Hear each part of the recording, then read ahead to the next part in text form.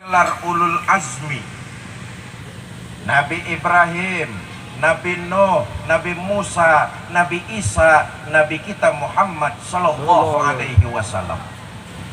Dari 5 nabi yang bergelar ulul azmi, cuma 1 yang menyandang predikat rahmatan lil.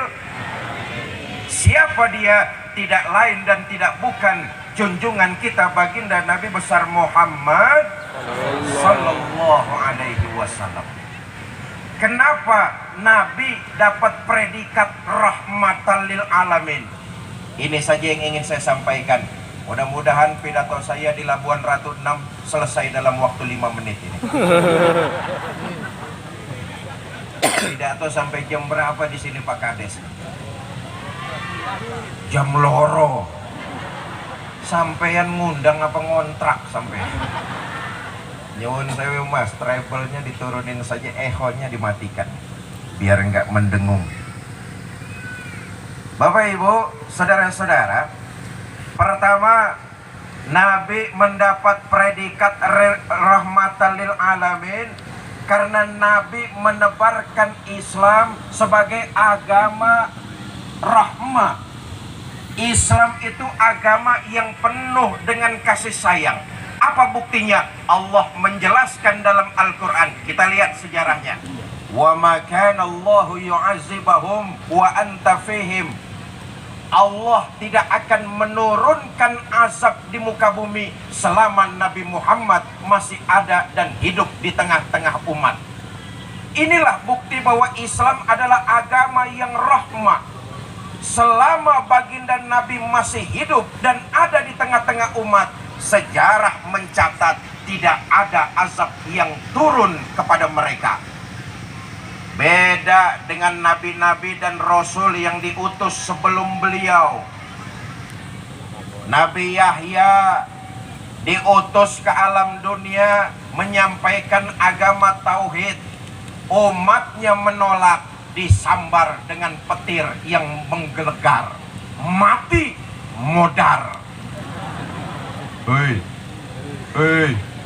Betul apa tidak? Nabi Nuh diutus menyampaikan tauhid, umatnya membangkang, dihantam oleh banjir bandang. Betul apa tidak? Nabi Musa diutus menyampaikan tauhid, umatnya menentang, sebagian dilelepin di Laut Merah dan sebagian lagi dikutuk jadi kunyuk. Bu, ibu tahu kunyuk? Monyet tahu? Ya taunya jangan melototin saya lah. Tapi tidak demikian dengan junjungan kita baginda Nabi besar Muhammad Sallallahu Alaihi Wasallam. Beliau diutus ke alam dunia menebarkan agama Islam, punya predikat rahmatan lil. Itulah agama Islam, membawa rahmah, membawa kebaikan bagi seluruh alam semesta ini. Bagaimanapun kurang ajarnya umat menentang dakwah Nabi, sejarah mencatat tidak turun azab di tengah-tengah mereka. Bagaimanapun umat menentang, kurang ajar, membangkang, tidak mau mengikuti ajaran Nabi, tapi Allah tidak menurunkan azab di tengah-tengah mereka selama Nabi Muhammad masih hidup. Oh, kalau menentang, orang-orang kafir itu di luar batas perikemanusiaan. Mereka merintangi, mereka menghadang, mereka mencelakai Nabi dalam berdakwah, terlewat batas kemanusiaannya. Mereka orang yang paling kurang ajar menentang dakwah Islam. Inilah gambaran buat kita ini. Masyarakat Labuan Ratu 6. Betul ya Pak Kades, Labuan Ratu 6. Inilah cerminan dan contoh serta teladan buat kita, masyarakat Labuan Ratu 6. Nabi ketika menebarkan nilai-nilai ajaran Islam, ketika berjalan di atas nilai kebenaran, walaupun rintangan, tantangan, hadangan datang silih berganti, Nabi tetap pada prinsipnya jalan di atas nilai-nilai kebenaran. Maka ini mencontohkan kepada kita, masyarakat Labuan Ratu 6, selama kita berjalan di atas nilai kebenaran, sekali kaki melangkah, pantang surut mundur ke belakang. Karena itu saya bangga dan bersyukur. Tadi sambutan panitia katanya tablik akbar ini diberikan waktu cuma 2 minggu. Betul apa tidak? Tapi dengan semangat berjalan di atas nilai kebenaran, masyarakat Labuan Ratu 6 sukses menyelenggarakan tablik akbar. Kenapa? Diyakini pengajian-pengajian seperti ini adalah menebarkan nilai-nilai kebenaran. Betul? Maka saya titip pesan buat adik-adik saya, para remaja, para pemuda Labuan Ratu 6. Para remaja, para pemuda, para pemuda, para pemuda, selama kalian berjalan di atas nilai kebenaran, jangan pernah ragu untuk melangkahkan kaki maju ke depan. Tidak usah takut dengan rintangan, tantangan, dan hadangan. Segala macam cacian, makian, hinaan, jadikan itu cambuk yang memberikan kita motivasi agar hari esok lebih baik daripada hari ini. Jelas? Jelas?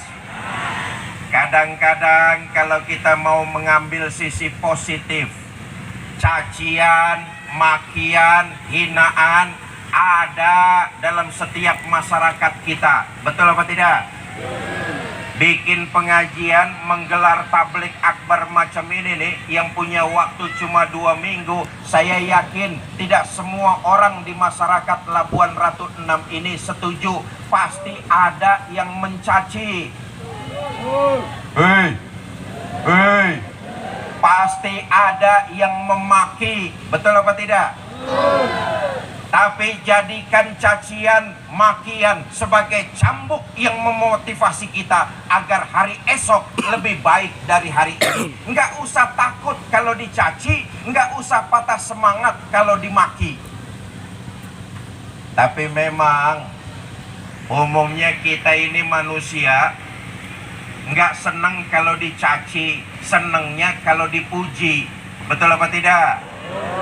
Kalau dipuji, kita melambung tinggi ke angkasa. Bu, ketahuilah, pujian, sanjungan sering membuat kita terlena. Kalau sanjungan dan pujian sering membuat kita terlena, akibatnya kaki kita tidak sanggup untuk melangkah ke depan. Karena itu hati-hati kalau dipuji, jangan sampai terlena.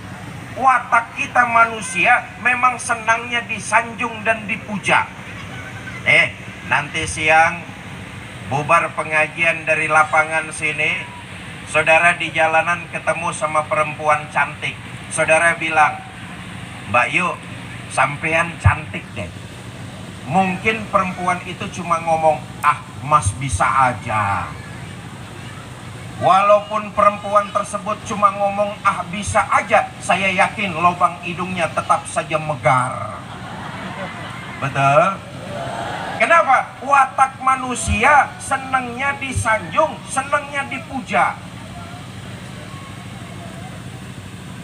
Mohon maaf, ada iklan dulu sebentar ini.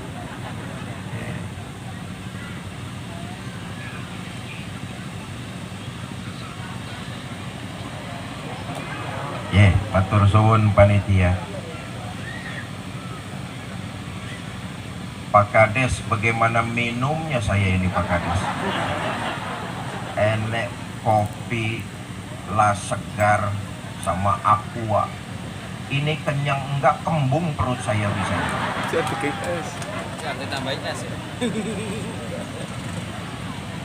Bapak Ibu, saudara-saudara kaum muslimin yang saya cintai, Nabi sudah mencontohkan kepada kita, tiap kali perjuangan, tiap kali berjalan di atas nilai kebenaran, pasti akan datang rintangan, tantangan, dan hadangan. jangan menyebabkan kita mundur, jangan menyebabkan kita ragu-ragu. Sekali kaki melangkah di atas nilai kebenaran, pantang surut mundur ke belakang. Saya katakan tadi, kalau soal tantangan, orang-orang kafir Quraisy kelewat batas dalam menghadang rintangan baginda Nabi. Nah, kita ini mau